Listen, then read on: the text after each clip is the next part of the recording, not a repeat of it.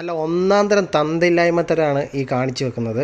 വണ്ടി ഉപയോഗിക്കുന്ന എല്ലാ ആൾക്കാരും ഒന്ന് ശ്രദ്ധിച്ചോ, പണി 8ൻ്റെ കിട്ടും. വണ്ടിക്ക് മൊത്തത്തിൽ വൈബ്രേഷനാണ്. എൻജിൻ മൗണ്ടിങ്ങും ഗിയർ മൗണ്ടിങ്ങും മാറണം എന്ന് പറഞ്ഞ് കൊണ്ടുവന്ന വണ്ടിയാണ്. കസ്റ്റമർ തന്നെ എൻജിൻ മൗണ്ടിങ്ങും ഗിയർ മൗണ്ടിങ്ങും ഒക്കെ ഒറിജിനലാണെന്ന് പറഞ്ഞ് വാങ്ങിക്കൊണ്ട് വന്നിട്ടുണ്ടായിരുന്നു.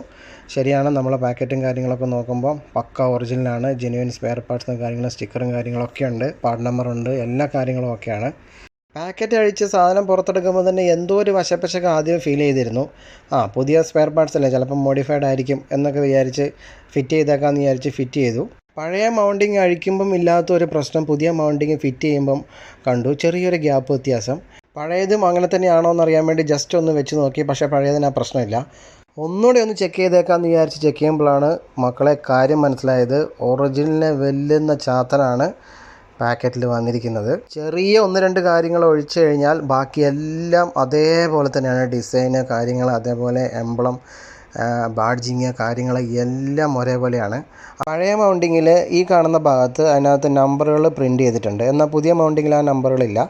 അതേപോലെ ഒരു പ്രശ്നം എന്താണെന്ന് ചോദിച്ചു കഴിഞ്ഞാൽ ബോൾട്ട് ഫിറ്റാക്കുന്ന ആ ഒരു സ്ഥലത്ത് പഴയതിൽ ഒരു നല്ല സ്ലീവ് കൊടുത്തിട്ടുണ്ട്, പുതിയതിൽ സ്ലീവോ കാര്യങ്ങളോ ഒന്നുമില്ല, ബോഡി മാത്രമേ ഉള്ളൂ. സ്പെയർ പാർട്സിൽ വിളിച്ച് കാര്യം പറഞ്ഞു കഴിഞ്ഞപ്പം അവർ നമ്മുടെ അടുത്ത് തട്ടിക്കയറുന്നു. നമ്മളിത് ഇന്നലെ സെയിൽ ചെയ്യാൻ തുടങ്ങിയതൊന്നുമല്ല, നമ്മുടെ അടുത്ത് 1000 പീസ് വേറെ ഇരിപ്പുണ്ട്, നിങ്ങൾക്ക് മാത്രമേ ഈ പ്രശ്നമുള്ളല്ലോ എന്നുള്ള രീതിയിലേക്കായി സംസാരം. എന്തായാലും ഏറെ വാദപ്രതിവാദങ്ങൾക്കൊടുവിൽ കസ്റ്റമർ പറഞ്ഞതുകൊണ്ട് മാത്രം നമ്മൾ വണ്ടിയിലേക്ക് മൗണ്ടിങ് ഫിറ്റ് ചെയ്തു.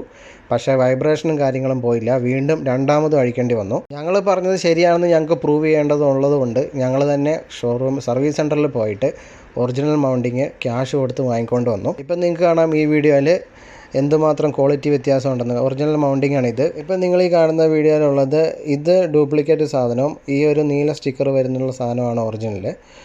അപ്പോൾ തന്നെ ഏകദേശം കാര്യങ്ങൾ മനസ്സിലായി കാണും. നിങ്ങൾക്കും മനസ്സിലാക്കാൻ വേണ്ടി പറ്റും ഈ വീഡിയോയിൽ. എന്തോ ചെറിയൊരു വ്യത്യാസമേ ഉള്ളൂ, പക്ഷേ പെട്ടെന്ന് നമുക്ക് മനസ്സിലാക്കാൻ പറ്റാമെന്നുള്ള കാര്യങ്ങൾ, സ്റ്റിക്കറും കാര്യങ്ങളും ഒക്കെ വ്യത്യാസമുണ്ട്.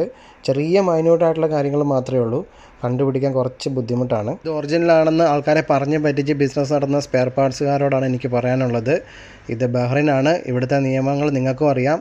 അധികം വൈകാതെ ഈ തന്തയില്ലായ്മ തരത്തിലുള്ള പണി നിങ്ങൾക്ക് കിട്ടിയിരിക്കും.